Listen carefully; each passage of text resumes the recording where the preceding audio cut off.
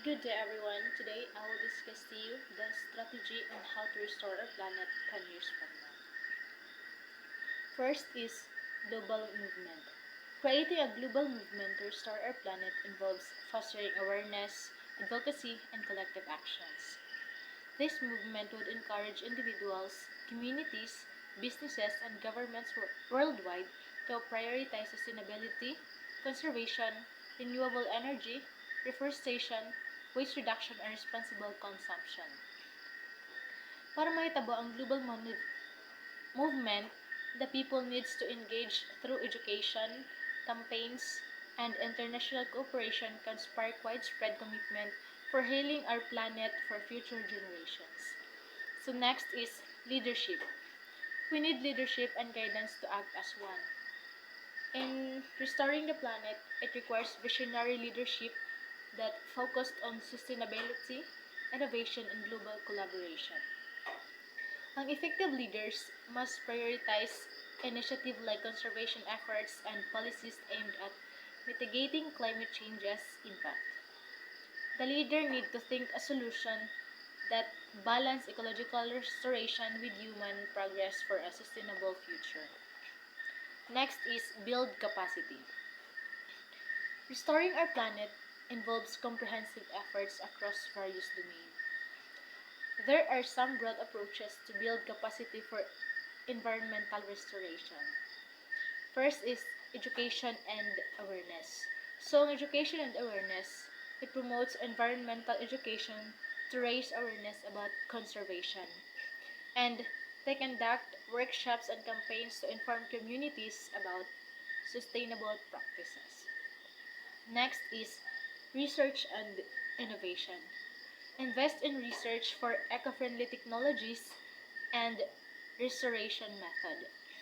We must support initiatives that focus on innovative solutions for environmental challenges.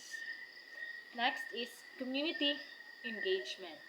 Involve local communities in restoration projects.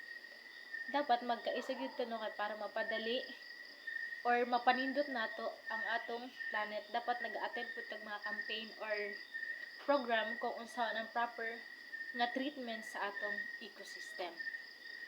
And next is reforestation and habit restoration.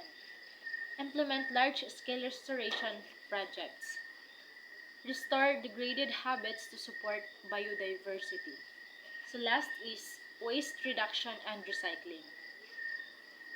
So, develop and promote recycling program. Dapat i-practice na to atong kaugalingon kung unsaon para ma-lesser ang waste and dapat i-apply pud nato ang sa atong everyday life ang proper disposal methods. Next is finance restoration. Finance restoration refers to the process of rebuilding or repairing one's financial situation after facing difficulties such as utang and etc. This involves creating a budget, reducing expenses, and para mabayaran ang mga nagamit ng mga kwarta. Next is shift behavior. In a context of finance typically involves altering habits, saving more, budgeting effectively, and making smarter financial choices. It includes things like avoiding unnecessary expenses. Being mindful sa mga impulse purchases or unplanned na pagpamalit. Kung mga di kinahanglan nga mga butang, dapat dili sa i-prioritize. That's all, thank you. Good day, ma'am. Good day, classmates. Today we're going to proceed to lesson 2, the forestry framework. So we were going to talk about 10 years to restore our planet's strategy for the UN decade on ecosystem restoration. So I have questions. What comes to your mind when you say restoration? So restoration is an act process of returning something to its early good conditions or positions or to its owner. So there are 9 koandera kanang mga restores our on how to restore our planet. So First one is shift behavior. So, shift behavior promotes a shift away from degradations and toward restoration. So for example, through actively planting or by removing pressure so that nature can recover on its own. So, we humans must actively planting sa mga tanom, especially kung for example kung magwa ganitag puno kay putulo na to kay gamiton na to sa ato ang provisions, kailangan palitan dahil na to, pulihan dahil na to kay para mag-maintain ra gyapon siya, mag-recover gyapon siya, kay dili na to kailangan pasagdan ang isa ka environment para lang sa ing ana na to nga kuan na na trabaho. And we must implement sustainable land management practices. Yes, because why? Because kasagaran karon sa mga tao kay dili na kabalugan mo manage sa kanang sa atong mga environmental kon kanang kailang mas kasagaran karon magkapataka-pataka na lang, wala na sila knowledgeable enough para sa pag on how to manage the kuan nato sa atong environment, mong dili na sila kabalo on how to restore again the the envir the ecosystem. So, and it also could help further protect and enhance these remaining natural areas and improve ecosystem services and recover biodiversity.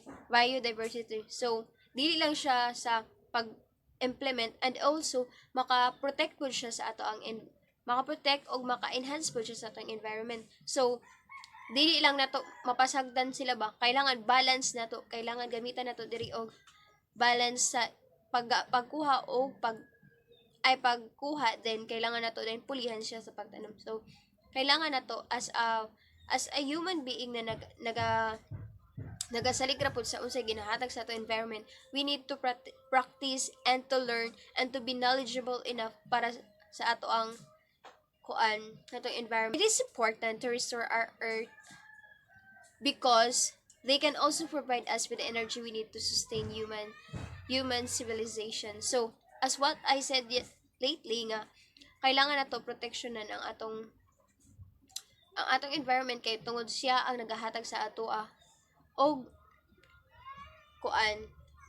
mga needs nato. And also, we human can help in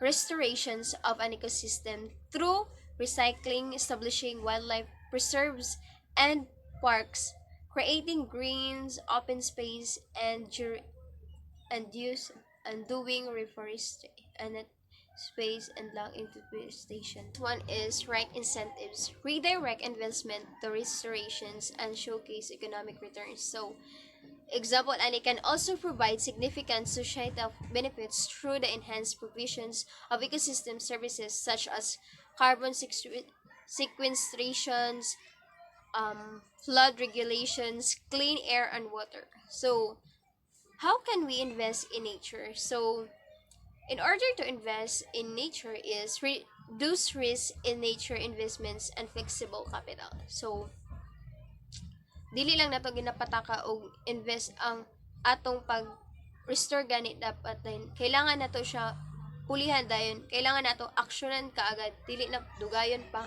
tungod kay maka benefits man gihapon ta after all that we are going to kuan sa pag restoration sa to. So paggamit kailangan nato ang right incentives to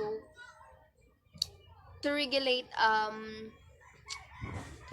and to connect, celebrate a culture of restoration. So, shifting to healing the planet is cultural challenge. So, yes, we are.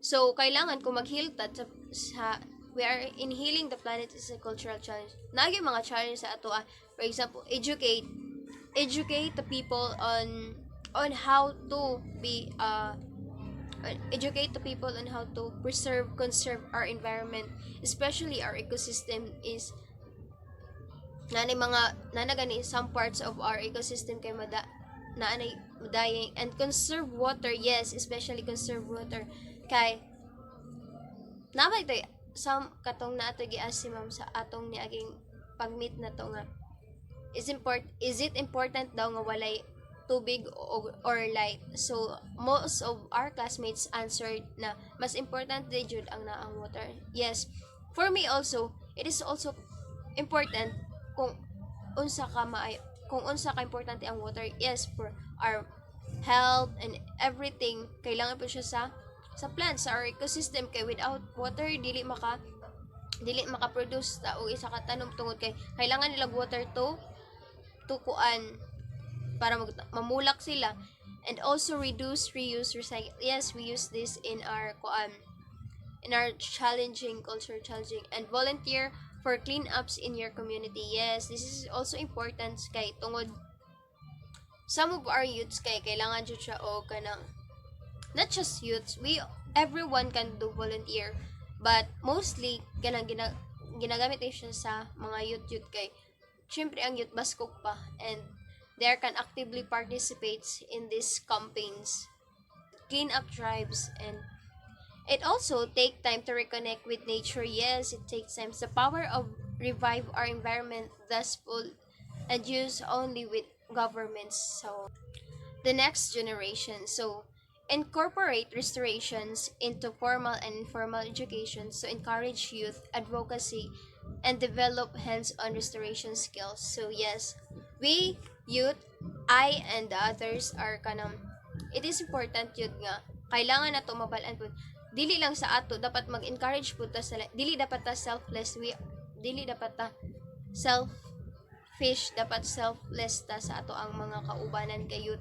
Dapat kina-encourage nato sila unsaon pag restore sa ato ang restore sa ato ecosystem, labi na karon nga daghanay nagagamit sa anak. Kailangan nato mag-advocate sa ilaha, mag-educate sa ilaha para kit sa ato bay nakasalalay ang next generation. Mag-unsa na lang atong generation o kana samtang sa ato pa lang dapat gina-train na lang nato sila on how to handles and develop sa mga kanang restoration sa ato ang ecosystem. So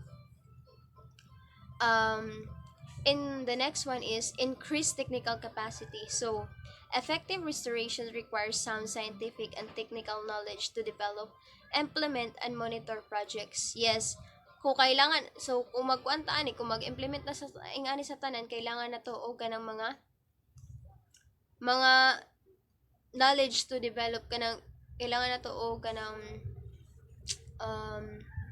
knowledgeable enough para maka buhat taging ani, dili lang sige dapat aksyonan jud nato ni siya kanang, dili lang sa ingon nga magplan ra ta, magplan, kailangan nato sa lihokon, dili lang sa ing-ani lang sige ra tag istorya. It is important to save the earth's ecosystem. Why? Because restoring our damaged ecosystem will help to end poverty, combat climate change, and prevent mass extinction.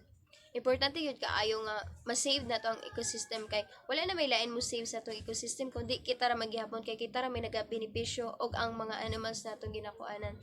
So isa po din siya makakuan sa ato makatabang. And also the solutions to ecosystem restoration. So the solutions for this is planting trees, cleaning up and riverbanks, or simply giving nature space to recover. Ito abusaran ang atong ecosystem, kailangan need po nilang space na makahinga sila, dili kay urada-urada na to sila kuanon jud. The goal of trying to restore an ecosystem is to aim to recreate, initiate, or accelerate the recovery of an ecosystem that has been disturbed.